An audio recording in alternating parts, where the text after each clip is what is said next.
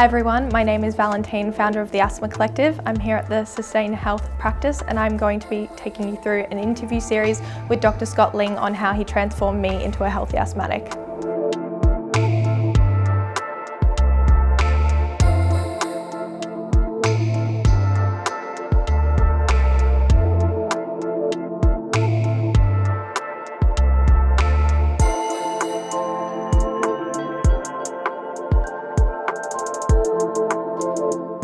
Dr Scott, would you mind telling the viewers here today a bit about yourself, your education and your practice here at Sustain Health? Yes, of course. My name is Dr Scott Ling.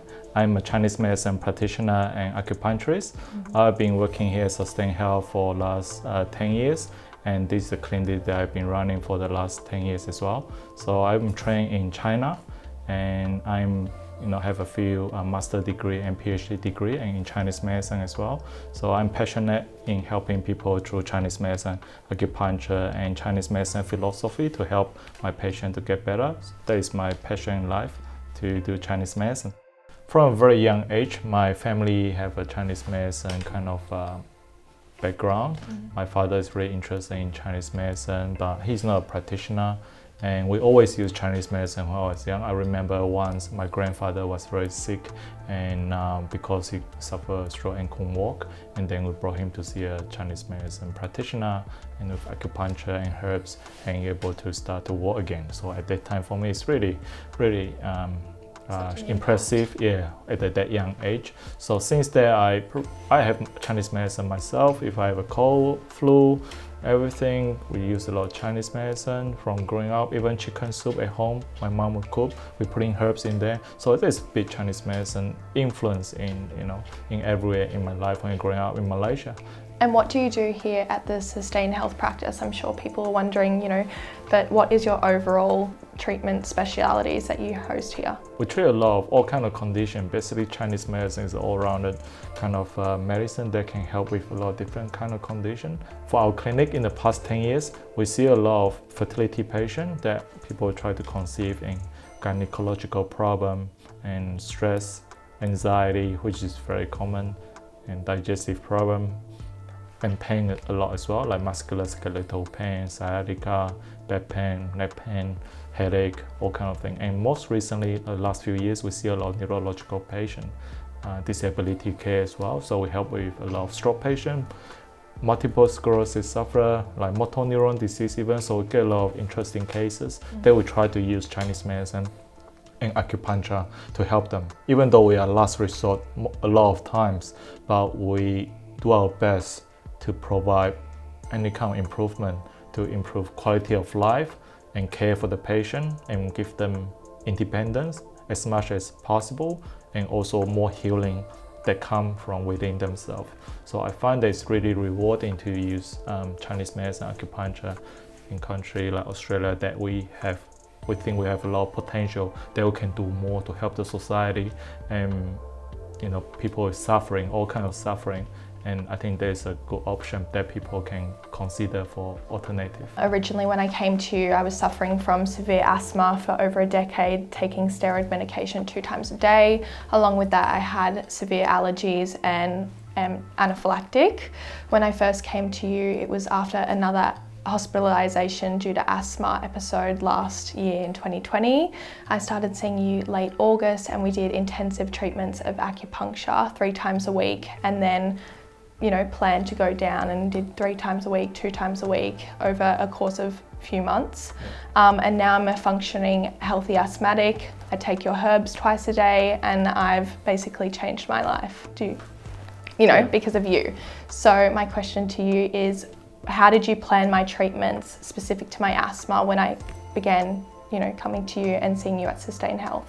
At the beginning, when you start to come see me, I believe that it's quite serious at the time, because the symptoms, the medication, the level of medication, on the activities that you can do, you can't do, the mental state, and that is just overall quality of life is impacted quite severely. So my take at that time is try to help you to calm it down, because I think the mind is most important. So I started with acupuncture and try to help you to open up some of the energy blockages, the mind, and then try to calm down the lung as well. At that time it's quite tight or nature of the asthma. So I think that is very important.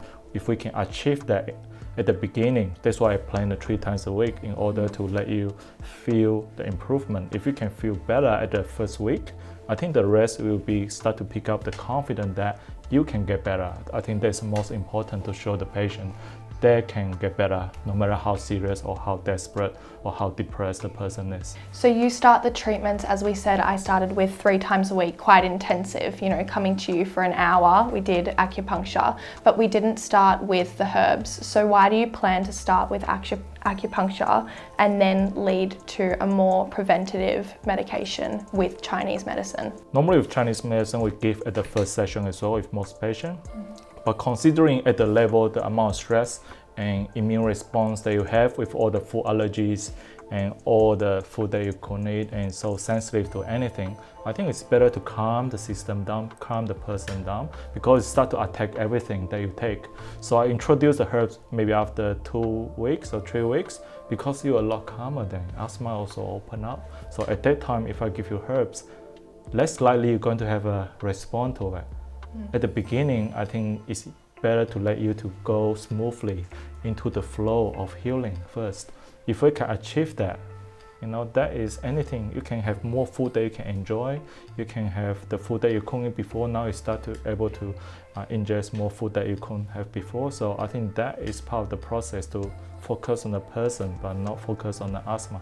When I started coming to see you, we both know it's a long healing process. It took over months, and now, you know, we've come to 6 months as me as a patient to come to this point. Originally, as we said again, it took 3 intensive treatments for about 3 months. Then we dropped down to 2 times a week for 3 months again. And now I come to see you at least once a week or whenever there's a flare up, and now once a month. So how do you plan between allergies, asthma, and more specific to asthma, dropping down those treatments to get to a point of prevention with the other Western medication? I think I base really on the improvement of the person. That is, if you have less medication and less steroid, and your ability to wake up less tired, less anxious, and all the other quality of life, and you can go out with friends, I think that is when I think you are more ready. So I cut back a little bit of the treatment, like acupuncture, and we see how you're going to manage it. If you have a flare, that's fine, we can fix it again. But I want to give you confidence to be able to go out there during the spring hay fever season. Like, that's fine. Go out there, go for a walk. If you have a flare, we calm it down again. Then go for a walk again. So I think sooner or later your body will gain more confidence because they're healing. So I want to do that from not compromising your lifestyle. But I have to let you go to try it too, because I believe the body really can gain healing and confidence through repetitive trying to challenge what you couldn't do before. Now you can do it, and then that itself is all healing process too. And there's a lot of external factors of stress and, you know, pressures on the body more than just internal allergies and asthma. So how do you tell your patients how to deal with this? How do you plan with your patients on a treatment outside the practice? I think that is very big factors what you mentioned just now. To answer the question, that is one of the harder part actually, because I can't control how I can't control, because when you walk out of the treatment room, then it's harder to control what you get involved with. But I will recommend patients just to love themselves and allow some me time, able to look into the body, see what they need, instead of searching for more on the outside world, because the world can be so interesting or so stressful, but when you and your body, that harmony feeling, we need to spend time through meditation, maybe breathing exercise, just quiet, able to feel and connect with body. Doesn't matter what form of practice you do, I think that is very important, especially in the chaotic world that, in the current climate. So as we're both discussing, I've reached a point, 6 months later, seeing you at your practice doing both acupuncture and herbs. I'm basically off my medication, or I have been for 4 months, so my steroid puffer 2 times twice a day, and I'm now taking your herbs twice a day, which has dramatically changed my life. But I've also had to remain motivated outside the practice. As you said, you can't control how people behave, and also external factors such as seasonal that impact on asthma and sometimes allergies. So for me, what we discussed was a lot about diet coming to you. So dairy personally inflames my system and my asthma, and also you said to cut off cold water. So what is the sort of thought behind cutting cold water? Yeah, I think the cold is very common, eating cold food, ice cream, that in Chinese medicine we take it quite importantly for helping the patient to actually can get better. Because cold energy, that means it can create a lot of dampness in the body. It can affect your digestive system, not able to process the food or even the emotion. So we try to create an environment that is warm and robust, especially at the healing period. I don't say forever couldn't have cold, but at the beginning, if you remember, if you have ice cream, there'll be a flare. If you have some raw food, there'll be a flare. But now, even you have some ice cream and raw food, I think it should cope better. So it gives you a 6 month time, not a lot over the last 10 years time. 6 months is not a lot, but you do it properly to help your body can challenge those cold and those raw food, but it takes time. So at the beginning, we don't recommend to have cold food because we want to give the body a best chance to able to do the thing that they need to do is to heal. Mind and body both. So what would you tell patients who are very eager? You know, as you said, 6 months is not a long time to see such dramatic results. And obviously I've reached this point and I'm already asking you, when can I introduce more foods into my diet? You know, I'm allergic and anaphylactic to strawberries and blueberries and all this yummy food, and coming into summer I'm really keen to, you know, get back to eating those fruits after 7 years. So what would you tell patients who now have reached this stage but are now more eager to try all these different things that could affect their, you know, success? Yeah. I think it starts with a small amount, and if there is a reaction, then we can help to calm it down.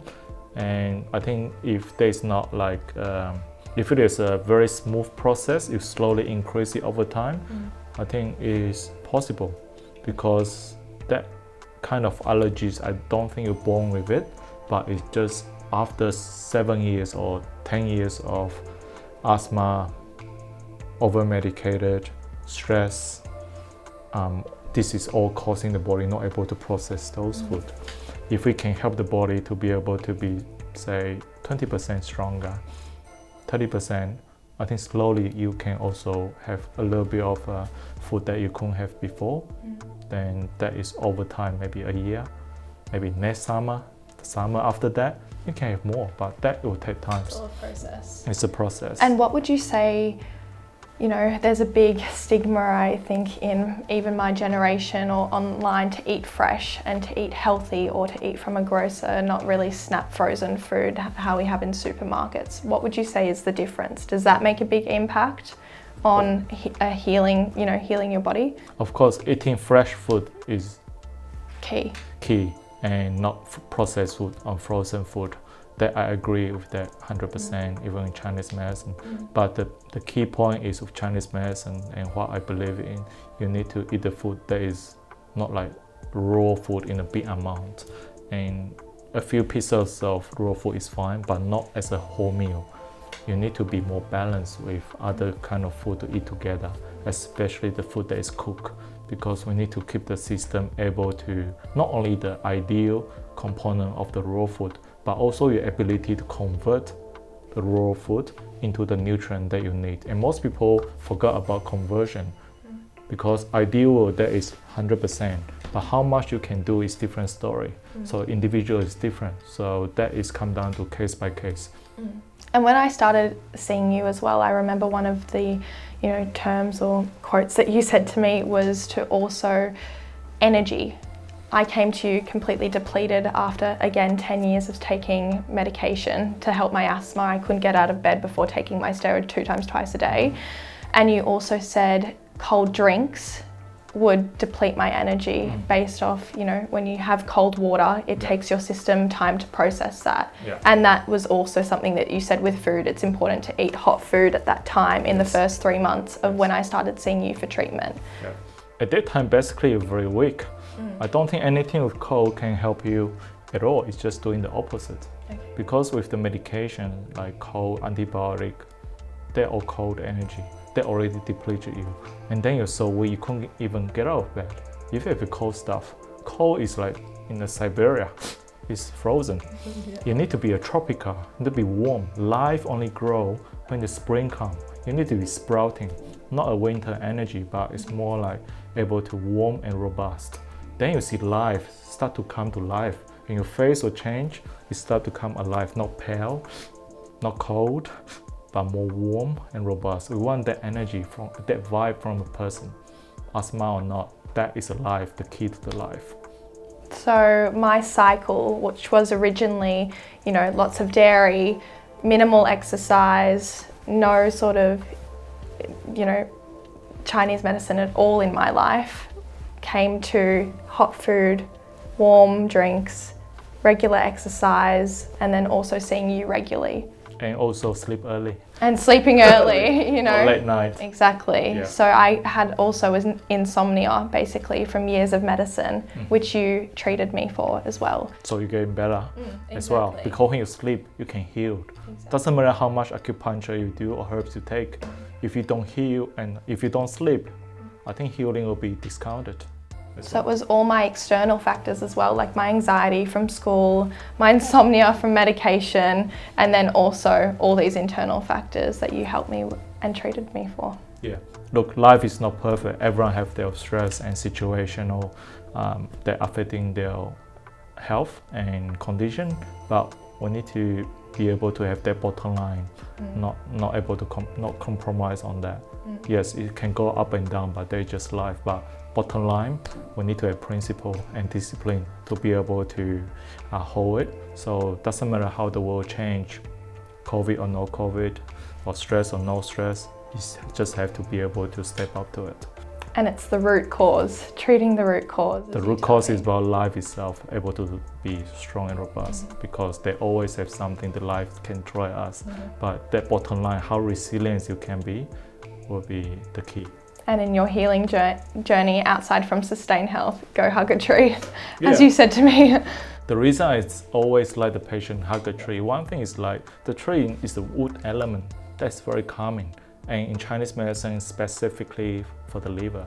And if most people with, say, stress, anxiety, then we have to calm down the wood. The wood, that means mostly in the nature. The bigger the tree, the better, because there is more energy can calm down and it's free. Also distract your mind toward the problem that you try to resolve, but focus on emptiness. I think that is the beauty of healing, not only Chinese medicine, but all forms of healings.